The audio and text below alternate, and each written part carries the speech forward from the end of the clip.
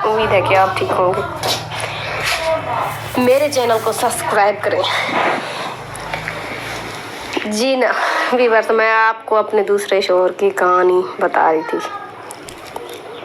तो जब मेरे पेट में 8 माह का था मेरा बेटा, अल्ट्रासाउंड करवाया था कि इसे लड़का पैदा होगा। तो मेरी यहाँ देवरानियाँ बहुत ज़्यादा जलती थी और एक मेरी नंद थी, यानी कि वो झगड़े में अपने अब्बू और अम्मी के घर में बैठी हुई थी। वो बहुत अच्छी तरह यानी कि वो बहुत अच्छी औरत थी। और फिर वो बहुत खुश हुई कि मेरे भाई के घर में लड़का पैदा होगा। मेरी देवरानी की जो बेटी थी तो वो कहती थी कि मैं अपनी इस भतीजी की शादी अपने भतीजे से करूँगी। वो बहुत खुश थे सारे घर में। मेरा शौहर मिस्त्री का काम किया करता था। तकरीबन उसकी उस वक्त दिन की मजदूरी 800-900 होगी, उस वक्त की बात है। तो वो जो कमा कर लाता तो वो अपने सेफ में रख देता था। तो मुझे दूध वगैरह भी दिला देता था। कपड़ा जूती वगैरह वो खुद ले आता था अपनी मर्जी से। मैं उसे कहती थी कि मुझे अपनी पसंद की चीज़ें लेनी है, तो वो खुद जैसे बलोच लोग करते हैं ले आते हैं औरतों के लिए, उन्हें बताते भी नहीं है तो वो ले आता था। अच्छे तो नहीं होते थे, जैसे भी थे मुझे पहनने पड़ते थे। तो मेरी देवरानी जिसका बच्चा नहीं था, जिसकी मुझसे पहले शादी हुई थी, यानी वो 2 जो बहनें थी, एक ही लड़की थी, दूसरी के बच्चे नहीं थे, तो वो कपड़ों की सिलाई करती थी। मैंने उसे कहा था कि भाभी मुझे ये सूट सी के दो, तो वो कहती थी कि तुम अंधी हो, तुमसे कपड़े भी सिए नहीं जाते, तुम्हारा शौहर तो तुम्हारी इतनी कदर करता है। क्योंकि उसे बहुत जलिस थी मुझसे कि ये माँ बनने वाली क्यों है, कि यही होगा कि देवर मेरे के घर में लड़का पैदा होगा, मेरे बच्चे नहीं हैं, इस वजह से जलती होगी।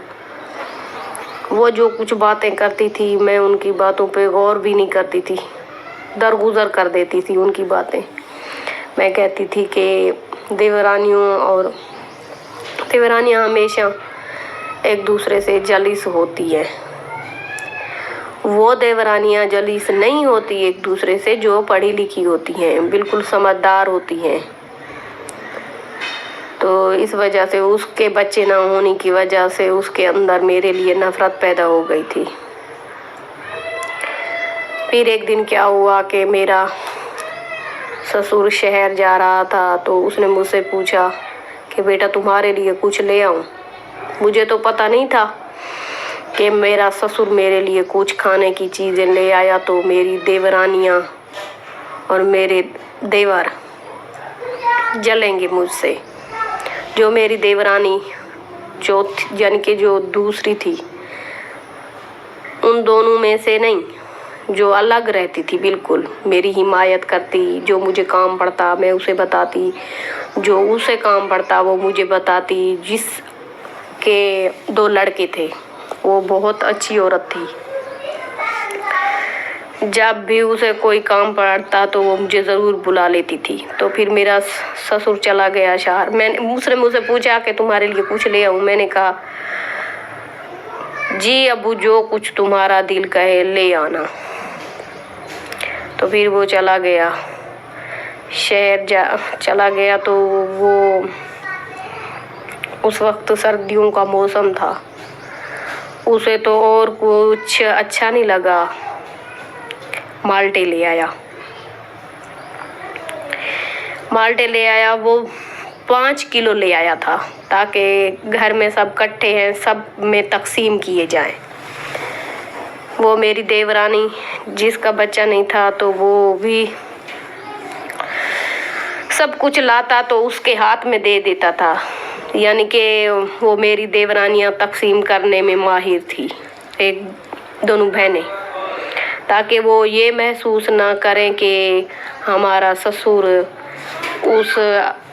उस अपनी बड़ी बहू को देता है और हम छोटी बहुएं हैं, हमारी पहले शादी हुई तो वो उसकी शादी फिर हुई बाद में हुई है कि वो उसकी ज़्यादा कदर रखते हैं, इसलिए उसने अपनी बहू को दे दिए माल्टे।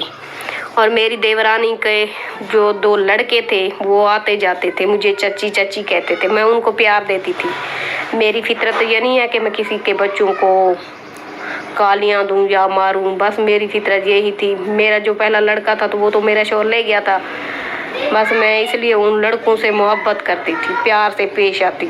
जब वो आते कि चाची हमें मेरे शौहर ने दुकान बनाई थी तो फिर मेरा देवर उस दुकान पे कब्जा करके वो खुद चलाने लग गया था। तो वो आते थे, कहते थे कि चाची हमने चाचू से कुछ लेना है, आप हमें पैसे दें, तो मैं उनको दे देती, कभी 20 दे देती तो कभी 50 दे देती थी। मेरे पास जो होते थे थोड़े बहुत होते थे। कोई जैसे कि घर में मेहमान आ जाता है, औरत के पास कुछ होना ज़रूरी है, तो फिर वो मुझे कहते, मैं जाती हूँ उस दुकान से लेके उन्हें चीज़ें दे देती थी। तो वो उसी तरह उसी दिन वो दोनों लड़के आ गए मेरी देवरानी के, तो मेरा ससुर माल्टे लेकर आया। इसका मतलब ये तो नहीं है कि घर अलग हो, ससुर और उन बेटों के बच्चों को भी कुछ ना दे। तो वो फिर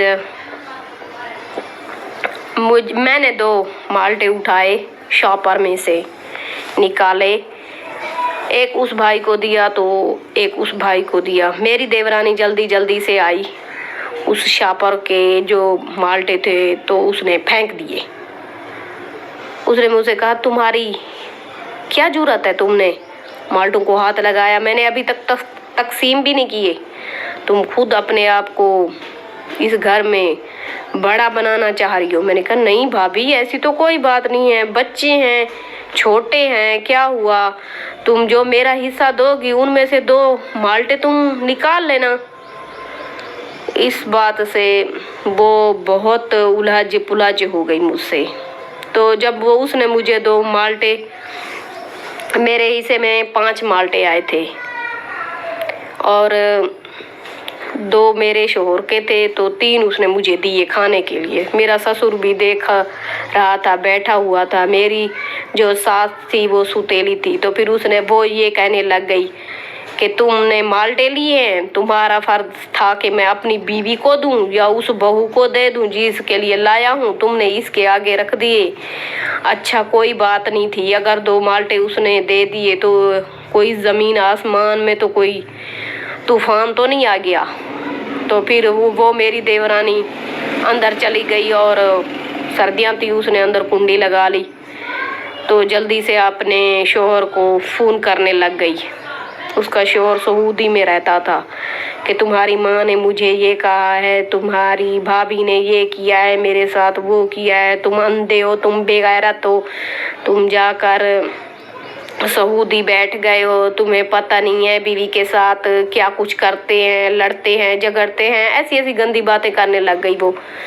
तो उस वक्त मेरे शोहर के आने का वक्त था, तो वो आया काम से, तो मैं बैठी हुई थी। तो फिर उसने पूछा क्या बात है भाभी अंदर भाई से क्या बातें कर रही है। मैंने कहा कुछ नहीं, मुझे कुछ नहीं पता।